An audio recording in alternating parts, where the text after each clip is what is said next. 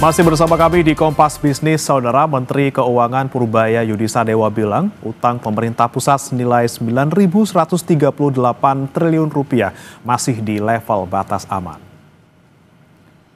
Purbaya meminta agar nilai utang tidak semata-mata dilihat dari nilai absolut nominalnya saja, tetapi dilihat dari perbandingannya dengan rasio terhadap PDB. Purbaya pun membandingkan rasio utang Indonesia yang jauh lebih rendah dibanding negara lain seperti Jerman, Amerika Serikat, Singapura, dan Jepang. Menurut Purbaya, utang tidak seharusnya dijadikan sentimen negatif pada perekonomian, karena jika dilihat dari standar internasional, Purbaya menilai utang Indonesia masih cukup prudent atau aman dengan kehati-hatian. Acuan utang bahaya besar apa enggak itu bukan dilihat dari nominalnya aja, tapi diperbandingkan dengan size of the economy-nya. Ini kan 900 triliun terus sekarang masih di bawah 39% dari PDB kan. Jadi dari standar ukuran internasional itu masih aman. Anda bayangkan kalau saya seorang yang punya uang penghasilan 1 bulan 1 juta dibandingkan Pak Sekjen yang punya penghasilan 100 juta. Utang saya 1 juta itu sama dengan pendapatan saya sebulan. Tapi untuk dia 1 juta itu cuma 1/100 dari pendapatannya. Dia aman, bayarnya gampang. Saya nggak bisa bayar mungkin atau susah membayar utangnya. Jadi acuannya bukan nilai absolut nominal aja, tapi dibanding dengan rasio ekonominya. Kita aman, masih di bawah 40. Maastricht Treaty kan 60%. Berdasarkan data Dirjen Pembiayaan dan Pengelolaan Risiko Kementerian Keuangan, utang pemerintah terus naik sejak 5 tahun terakhir. Di tahun 2020, utang pemerintah berada di 6.079 triliun rupiah. Di 2021, 6.913 triliun rupiah. Lalu di tahun 2024 tercatat 8.813 triliun rupiah. Dan di tahun 2025 tercatat 9.138,05 triliun rupiah. Dengan demikian, dalam 5 tahun terakhir, posisi utang meningkat lebih dari 3.000 triliun rupiah. Sekali lagi kami tekankan, Saudara, utang pemerintah per Juni 2025 sudah menembus 9.138,05 triliun rupiah. Nilai ini 39,86% dari PDB. Sebagai catatan, Undang-Undang Nomor 17 Tahun 2003 tentang Keuangan Negara mengamanatkan utang aman adalah 60% terhadap PDB. Rasio utang pemerintah pusat tembus 9.138,05 triliun rupiah. Menteri Keuangan Purbaya Yudisadewa bilang angka ini masih dalam batas aman karena masih di bawah 60% dari PDB. Benarkah demikian? Kemudian apa solusinya agar belanja pemerintah tidak terus membengkak? Kita tanyakan kepada Guru Besar Ekonomi Universitas Airlangga, Prof. Rahma Gahmi. Selamat pagi, Prof. Rahma. Selamat pagi, Mas. Ya. Apa kabar? Baik, Alhamdulillah, Prof. Ya. Kemudian kita bicara nih soal utang Indonesia nih, Prof. Yang undang-undang kan bilang bahwa batas amannya adalah 60%. Tapi ini kan ada level waspadanya gitu. Apakah 40% ini yang 9.138 triliun ini di titik psikologis lampu kuning utang kita? Ya, begini Mas, terima kasih. Sebenarnya batas utang kita itu kalau mau membandingkan dengan negara-negara lain seperti Filipina, termasuk juga India yang cukup besar dari PDB-nya gitu ya, sampai 80% gitu.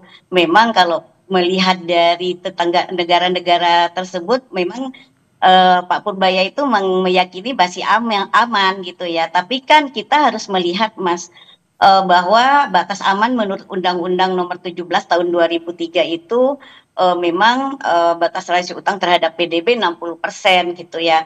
Nah, memang kita itu masih berada pada posisi 39%, sekian gitu ya. Nah, memang titik psikologis dari lampu kuning itu memang banyak yang menganggap bahwa 40% itu sebagai level waspada atau titik psikologis di mana utang mulai perlu dikelola lebih hati-hati.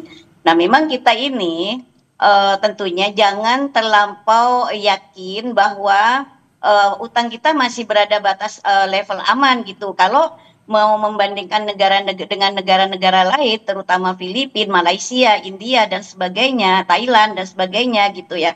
Itu kan mempunyai postur APBN yang berbeda dengan kita gitu ya. Kalau kita itu kan kita tahu Mas, per 31 Agustus kemarin dari APBN yang total 2.800 sekian, kita itu baru terrealisasi 1,6 triliun, 1.600 triliun gitu.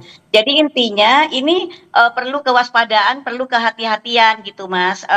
Karena memang kita tidak mudah ya untuk bagaimana kita melihat bahwa secara rasio saat ini per Juni tahun 2025 ini rasio utang Indonesia terhadap PDB memang betul baru 39,86%, tapi itu adalah mendekati titik waspada. Nah, masalahnya begini, kalau kita lihat pencapaian dari APBN itu, kalau semua normal ekonomi itu dan juga semua berjalan, sektor real berjalan, sehingga nanti pendapatan dari korporat itu juga memadai, bertambah gitu ya, sehingga dia juga bisa membayar pajak dengan baik, sehingga nanti rasio pajak yang sudah dialokasikan untuk APBN kita itu akan tercapai, ya itu tidak apa-apa gitu. Tapi ini kan masalahnya sekarang kita dalam kondisi ekonomi yang tidak baik-baik saja. Kenapa? Karena sektor real tidak jalan. Kenapa saya mengatakan sektor real itu tidak jalan? Karena undisbursed loan yang ada di perbankan itu 2.395 triliun sekian. Artinya itu sudah sektor real kita itu mandek. Dan apalagi sekarang memang kita ketahui bahwa sektor manufaktur itu memang sudah kolaps gitu ya, sehingga disinilah yang menyebabkan pendapatan korporat itu menurun, sehingga ini berpengaruh pada rasio pendapatan pajak kita, tax rasio kita tidak akan tercapai gitu Mas. Nah memang ya Ya, walaupun jadi, masih di bawah 40%, tapi kita harus waspada karena kondisinya lagi beda gitu ya. Kita lagi beda Mas, karena kenapa ya level kelas menengah sekarang kan sudah memang pada titik kulminasi nol gitu ya. Karena sudah tidak mempunyai tabungan dan dia juga sudah memakan utang gitu ya dengan pinjaman gitu. Nah ini yang harus diwaspadai, padahal negara kita ini adalah yang paling terbesar itu kan level menengah, menengah ke bawah gitu. Nah ini yang perlu diwaspadai, sehingga rasio kalau misalnya nanti rasio utang kita melebihi 40%, bagaimana? Memang kita pernah kan Mas, historisnya Indonesia itu pernah memiliki rasio utang yang lebih dari 40%. Iya, dari 40% masa lalu, terutama pada saat kita mengalami krisis moneter tahun 97-98 gitu ya.